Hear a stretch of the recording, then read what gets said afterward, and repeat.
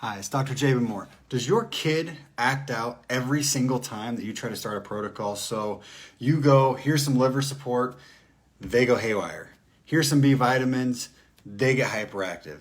Here's a parasite, Lyme, mold, fungus protocol. They start being irritable and lose focus and can't function. They're just plain haywire all over the map. They're giggling, running around. As I was told today by one parent for a 4-year-old, she stripped down and was doing yoga moves on the floor for no reason. Is this happening to you? Are you seeing this? And if you're not dealing with a kid and you're an adult, is it every single time that you start a protocol, your body just shuts down? Well, have you ever heard of PANS or PANDAS? This is a autoimmune encephalitis of the brain. That means that the body is creating inflammation in your brain from an autoimmune reaction due to infections or toxins. So every time you try to change something in the body, it cranks up the volume with the immune system, creating more inflammation, leading to those neurological symptoms. Now, this is not to where it is only in kids. It's just a childhood diagnosis. So as an adult, they don't call it PANS PANDAS, they call it a psychotic break or depression, anxiety, things like that. But I'm going to be talking a lot about kids here, so if you're an adult, it can still apply. I'm just talking about kids in this video. So for all you parents out there working with your kids, what do you do for this? How do you get past this? Because your kid still has to go to school and learn and be functional and not smear poop on the walls, not rage out and attack your husband or yourself as the mom. They can't be attacking the other kids. So I hear these stories all the time as I'm working with people. So steps that you've got to take. You've got to figure out what triggers are. So as you start working in with your kid, you start at micro dosing and you go, okay, so a micro dose of B vitamin causes a flare. Is this a genetic issue? So do we have MTHFR? Do we have some of the other genes that are associated with that?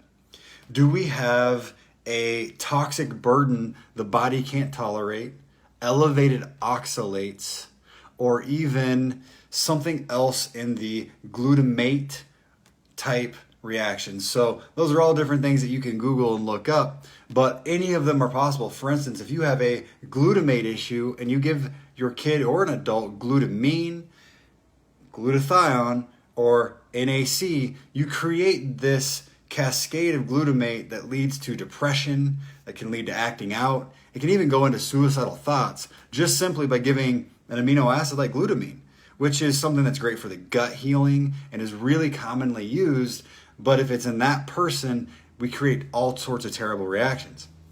As far as oxalates, this is in things like strawberries and nuts. So it's a food that you're eating that creates an increase in oxalates that leads to more body pain and can even lead into depression and tics. So tics meaning physical tics or even verbal tics. So either one on that end.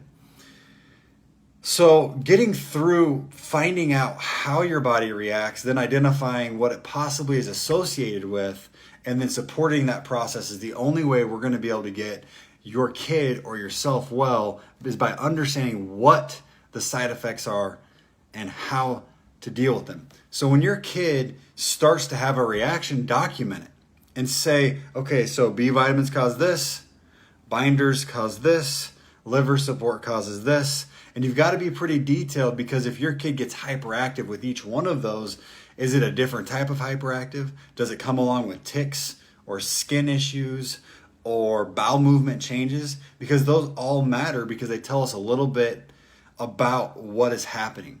So if you give a liver support and then that leads to skin rashing, that means likely that the liver is starting to flush out the body and lymph is moving but can't keep up. So now we're getting lymph backup or lymph stagnation, which is little vessels all through the body that don't have their own muscles that we need to support. So then we go in and we support with liver support.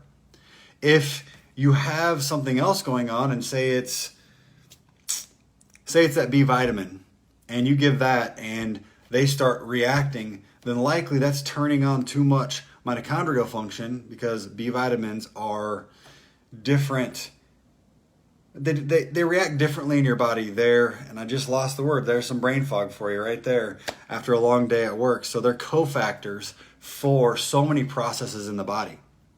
And because they're cofactors for so many processes, they start turning the wheels in the body. And if your wheels are turning, but say your liver, your lymph are backed up, or your colon is backed up, then we're not going to be able to get those toxins all the way out. So then they start to circulate and they start creating more reactions. So back to the whole purpose of this video, which is what's happening with your kids when you start doing a process of supporting, is we've got to get to the bottom of what those reactions mean so that we can get to the root cause of how to heal them. So hopefully kind of talking about these different processes and giving you some ideas gives you a place to look so that you can start understanding how to get better. And once you start getting a grasp of this symptom means this, okay, so this symptom's meant metals are coming out. Okay, so when metals are coming out, we need to be able to support metal. So then I can go back to giving this with a little metal support. Well, then this didn't happen. Well, I can give a little bit more metal support. And then something else happens. And now it's acetaldehyde coming out because yeast is dying off. Well, then we go throw a biotoxin binder in there to grab that. And then we can take another step forward in supporting the body. And then we can get to a point where we can start doing antimicrobials or mold protocols or true metal protocols, not just supportive protocols.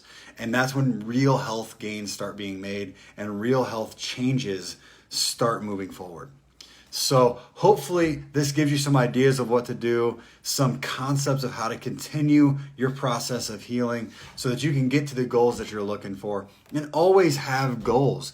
Have an idea of where you're wanting to go, what you want to see, because even if you don't reach that, you're shooting for the stars and you fall short onto the moon, right? That old saying.